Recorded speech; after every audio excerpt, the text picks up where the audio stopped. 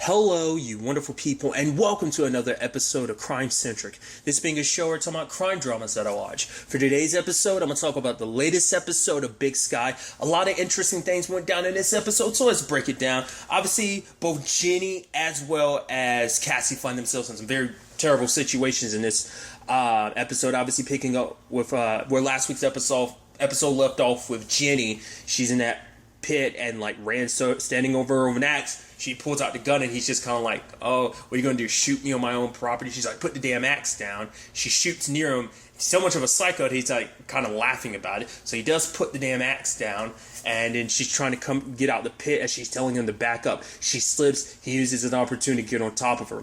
Luckily, John shows up, but it's also like, he just kind of tells his brother to scat. But it's also like, you really don't do much. You know how much of a loose cannon your brother can be, and it's just like almost like to be fair, it seems like you and your dad, maybe even your mom, do next to nothing about him being like kind of the wacko that he is. So Jenny, John's offering to help and stuff like that, which is interesting considering it seems like you've been nothing but an impedance since, but feigning interest like, oh, I'm here to help and whatnot. So he takes Jenny to the cabin, and on the inside she ends up finding like a bottle of liquor, but not much has been drunk. So it seems like, okay, so it kind of coincides with what Blake had said, like, maybe there was something off, so kind of suggesting that he might have been drugged. And it seems that Jenny not wanting to trust this to the locals, because it's like, right, the toxicology report and stuff, all that was removed from the file. So it's like, all right, we're gonna probably get like their own people and a different someone else entirely to look into that for them. But at the same time, Cassie's been driven up by that deputy, and Cassie's like, what's going to happen the moment I get out this car? She was able to call up the office, the business, so that they know like what's happening to her. And it's almost like, why would you guys why did he think that was a smart thing to do?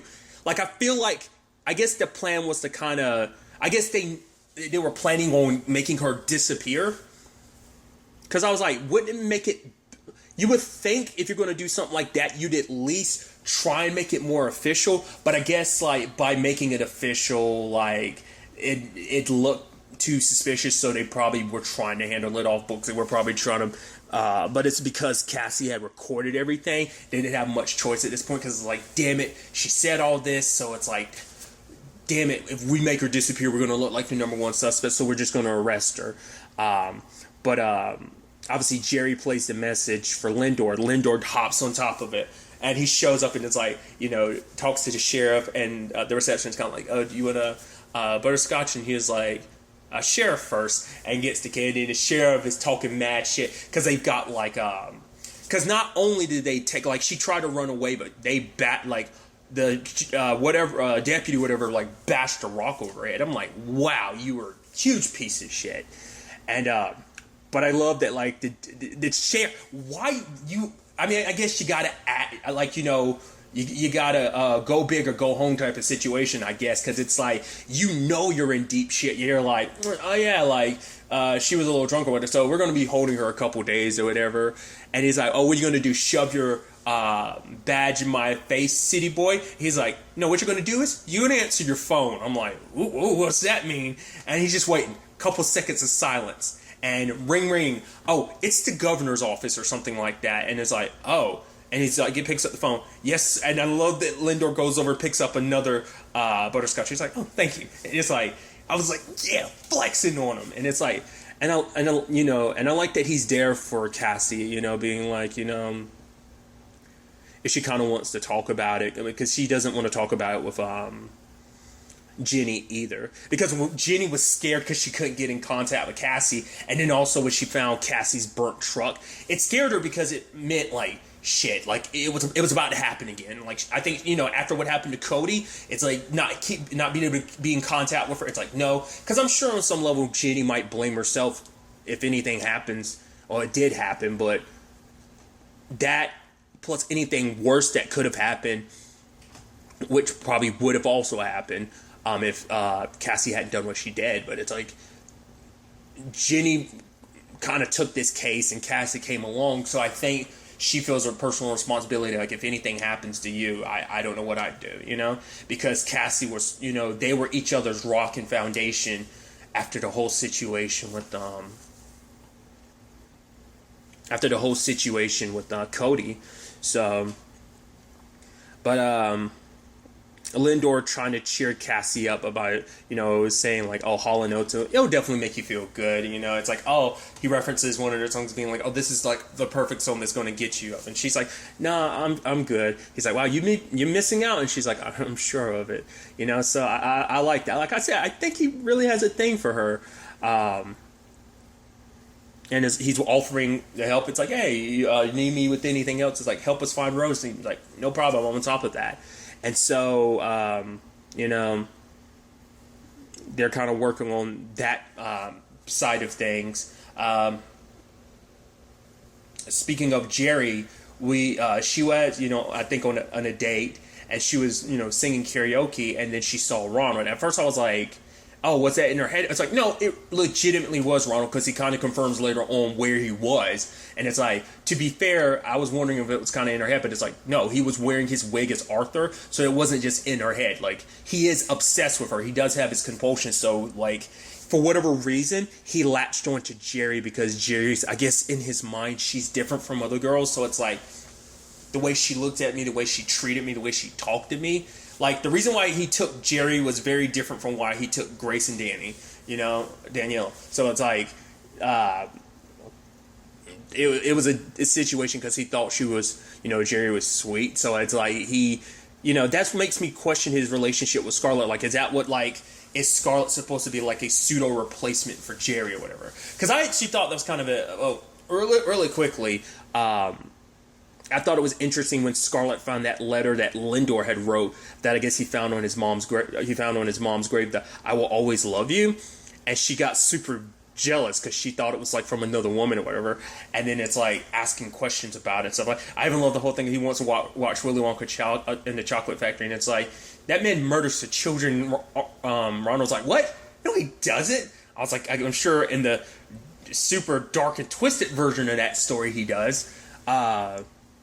But the fact is that she's like upset with him, and it's like, all right, his letter. He's like, okay, I can explain. She's like, every time you lie, you get shot. He starts telling something, zap. I was like, wow, she's on some next level stuff. But then he admits what the note was about and everything, that he found it, and he was like, he thought it kind of found its way to him because he's almost thinking like everything kind of happens for a reason, that, you know, things come into your life for a reason. And he was saying that, you know, it's almost like a sad note, but it was almost beautiful in its own way, that it was kind of representing like, oh, that kind of being, I mean, because for Ronald, that's what he wants, to be loved, to love and be loved in return. But it's like, I can't tell whether he legitimately loves Scarlett or whether she's just kind of a placeholder until like, because Jerry is his main obsession. I don't know, and maybe Jerry herself is a placeholder for someone else. Like, there's still bits about Ronald's past we still don't 100% know, that maybe that plays a role in this, but, or maybe, like I said, Jerry was like the first woman in his mind, so it's like in his mind, Jerry is the perfect woman, so everyone else kind of comes up short, and it's just like even Scarlett's just a placeholder. Like I said, I don't know. I'm not sure about, I mean, considering who he is, you can't really take anything he feels and says as genuine anyway. But it's hard to say whether, like, even in his own mind, does he love Scarlett or does he think he loves her? I don't know. So I just thought that was just an interesting element to that. Then there's the whole situation with Blake talking to Cheyenne. Obviously, you know, she brings up her grievances of, yeah, you left, so I'm not going to forgive you for that, but you are my brother. I will always love you. Fact is, she brings up, like, the first poster you ever gave me. I still have it, you know, the white lion and everything. For her, it's like, yeah, like, to be all powerful and stuff like that, and be around all the normal lions and kind of be around to be able to kind of flex your power. And then she's like, but then I start thinking about the poachers who killed that lion and then get some of its power. And that seems like a large metaphor for their family, where it's kind of like you kill the white lion, you get some of that power, their dad being the white lion. And because Cheyenne wants some of the power, but she's always been left out. Like she's always been the kid of the family. No one listens to her. She's not even in the conversation. The only ones that have been in the conversation about taking over things have been Blake and John. So it's like maybe Rand is too, but even if he is, like, they've always been the main conversation. She's always been kind of left on the sidelines, because Blake is telling her to just leave, because if you don't leave soon enough, you're just going to end up staying. But for her, it's like she thinks there's going to be something left. Like, I think she thinks that if she waits long enough, if she waits till their dad dies, then maybe things can change. Things have been a certain way for so long that maybe she feels like things can finally change, given enough time. But it's like, sadly, it is a thing that they are going to stay the same. Like, that's why Blake is just telling her to leave. He's like, the happiest he's been is the freedom he felt when he finally got away from things. But the argument could be, can you ever really escape? Because despite everything, you found your way back to your family anyway. But maybe the argument could be, well, his dad's dying, so it's special circumstances, but it's still a thing of, you came back. But she also tells him, like, Rand and John Wayne were there with Rosie, is what she saw, or like she saw and heard something like that. So it's kind of implying they had something to do with what happened to Rosie. Because like last episode, she was making it seem like she didn't really know for sure what her brother did, like whether she really believed Blake did or not. But this episode, she was more clear cut of like, I don't think you did it. But I'm like, I guess like being around Blake, it's like, yeah, I don't think you would do that. Maybe because it's Jenny, because she's an outsider, like Cheyenne didn't really want to open up or whatever. I don't know. It's interesting because like they went from having those conversations to John Wayne popping up, and then she's like joking with him. I was like, oh, your spirit animal's a weasel. It's like, well, my white lion will kill your badass wolf or whatever. And he's like, yeah, stop messing around. Dad wants to have a meeting. The entire family's together. There's punching and stabbing with a fork. Mom spitting in Dad's coffee. That was interesting. And I was like, oh, that's so petty too. But I guess it's like she, kind of is like very meekish. And I guess it's like you get whatever like victory, even every small victory is just, you grab whatever victory you can, I guess. But Horse announces like, hey, John Wayne's running things, and he's like, I won't let you down, Dad. It's like, oh yes you will, but hopefully I'll be in the ground and the worms will be having their way with me by the time something like that happens. So, which even Blake saying now like, oh, I didn't want it. Obviously, Cheyenne isn't too happy about John taking over things. Even having that confrontation with her mom later on, because for her it's like, Mom, you sat idly by and let things happen. Like, why do you let him treat you that way? And it's just like, I guess it's kind of like that, a spousal abuse situation where it's just like you kind of accept things as they are. Because for her, I think it's just easier just to live with it for now until he dies. But it's like with John Wayne and Rand, it's just going to be the same thing because they've never had to fight for anything. They just wait and they never ask for anything. They just get their God-given right? And it's like that's only going to happen and get worse the more when Dad's going, because it's like you never asked for anything, but Cheyenne's like, I'm gonna get mine. I'm not gonna do like you. I'm gonna take what's mine by force if I have to. And her and her mom get into it to the point like, because I guess she's the one supplying her mom's pills to kind of like numb herself to everything that's going on, and she's about to throw out the pills to the point like she bites Cheyenne and slaps Cheyenne, and Cheyenne's like, yeah, that's it, that's the spirit, because it's like her mom, like I said, her mom's very like meekish and just accepts things, but in this moment you get, I guess because she's kind of addicted to the pills and stuff like that, because it's the only thing that just kind of helps her just get through the days. And it's kind of like, right, like there you are showing your true colors, like, yeah, you're so meekish all the time. It's like, yeah, but there's that spirit. Where is it every other aspect of your life? I think for Cheyenne, it's just like she just wants to do everything not to be her mother, because even her mom's like, just leave here, there's nothing for you. But she's like, no, like she's dedicated too much time in this family. She's not going to walk away with nothing. I'm going to walk away with something, if not it doesn't seem like she's the type just to walk away with something. I think she's going to try and walk away with everything, you know? So we'll see how that kind of plays out. But another angle to this is Jenny and Cassie finding Rosie and talking to her. She doesn't remember much about that night, but for her, it's like her and Blake, it's like them drinking and stuff. But for her, it's like, you know, they were just having fun, nothing like weird or anything happened. She was just looking for her dad's saddle, but it wasn't there.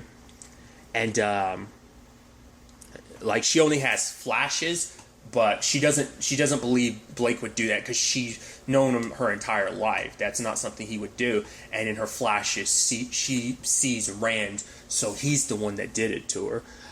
Because obviously, you know, Blake had a conversation with his dad earlier in the episode about Cole Danvers, and it sounds like, oh, like Rand killed him, and Horst and Blake covered it up. And it's like we've all known that Rand wasn't right. You've known he's not right, yet you know it's like you're supposed to bury that in a box and bury it somewhere and move on. And he's like, because his dad was chastising him about basically a man owning his sins or something like that. Because Blake was like, I didn't do.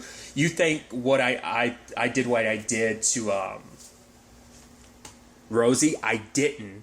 But he's like, yeah, you got to own your own sins. And it's like, who the hell are you to talk about owning a man owning his own sins? My ass, because you're not letting Rand own his own sins, because now that's become my sin that I've had to bear this entire time as well. So showing that his dad's a damn hypocrite, because it's like, yeah, nothing can be done about it, because the reason why Blake doesn't have rights to the ranch anymore is because, like, oh yeah, because of this. But it's like, once again, you're not allowing anyone to prove his innocence, you know? Because proving Blake's innocence, like I said, would dig up a lot of secrets in the past. Because he's talking about, like, oh yeah, I've done a lot of stuff I'm not proud of. It's like, oh, dude, his dad's worst. So later on, you know, because Jenny, you know, talked to Blake about, yeah, like, my partner got kidnapped by the deputy and the sheriff. The fact of the matter is, your brother was chasing after me with an axe. And, you know, John being like, oh, no, he was just, you know, she was trespassing, blah, blah, blah, blah. And then when they have the confrontation with his dad, it's like, you know, and he was threatening. It's like, yeah, you're the one that got those investigators involved. It's like, if you go anywhere near Jenny, it's like, oh, what, you threatening me? Oh, you going to try and hit me, boy? Go ahead. And his dad slaps him a couple times. But, like, Blake just takes it and just kind of walks away. But Blake's going to do something, he said, like, I should have done a long time ago. And he digs up Cole's body. And I guess John knew nothing about it. It's like, who's this? It's like, yeah, Cole. Yeah, he stole like a vehicle or a horse or whatever and left. And it's like, no. Rand killed him, slit his throat with a shovel.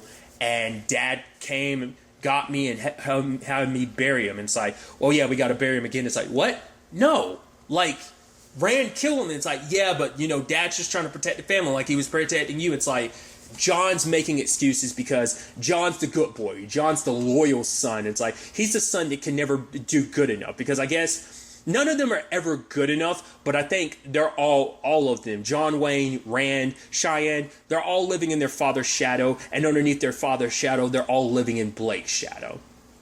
So I think that's kind of what that is. And my initial thought was, because Cheyenne was nearby listening, I was under the impression like, oh, Cheyenne's going to use this dirt to kind of maneuver and get herself a better like opportunity with the family. I thought that's what was going to go on here. And then like the moment John was walking away, I was like, oh boy, Blake won't let this go, because it's like, yeah, even if you bury this, it won't go away. The sins of this family are too great, you know? And I was like, oh, John, don't. John turns, hits his brother with a shovel, and Cheyenne sees that. So I don't know if Blake is dead or just knocked unconscious. He might be dead. The blow might have been enough, or maybe John finishes the job, but for him it's like, oh, Blake's no longer part of this family. Like, you know, I'll do whatever I got to protect this family, even if it means killing my brother. I guess he's always the one kind of stuck protecting Rand, and like, since Blake wasn't around, so he had to bear a lot of that responsibility. Probably nothing to this extent, but he always had to be there for Rand. So I think for him, it's, once again, everyone knows Rand's not right in the mind, but like Cheyenne seeing this, so I'm curious to see what she does. It's like knowing this now, potentially him having killed Blake. Like I said, Blake might just be knocked out, but it's also a thing of they might not kill Blake, but they might like hold him somewhere because it's like he can't be trusted. He's planning on turning against the family. But once again, Cheyenne now knows. The question is, will she do the right thing? Or because his family's so messed up, I can't tell if Cheyenne will do the right thing because she wants to have nothing to do with the family while also wanting to have everything to do with the family because she wants what she believes she's owed. So that's why I'm also worried that she might use this as an opportunity rather than trying to do the right thing, We'll see how it kind of plays out. Just like I said, just with the time we spent with Cheyenne, she wasn't always fully helpful, you know what I mean? So, but this time when she was talking to Blake, it seemed like, well, I'm saying like now you're saying like you don't think Blake did it, but you were very ambiguous before on your stance. But you were talking to Cassie, so I don't know if you were like, you're an outsider, so I'm not really.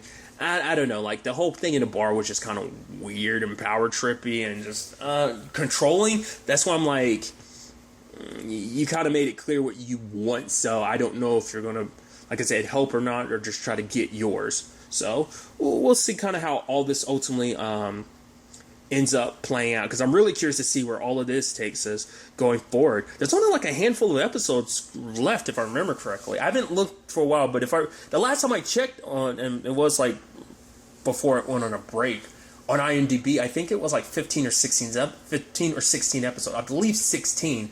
Yeah, because I remember early on being like, where the rest of the season going to take us? So there's only like a handful. This is episode 12.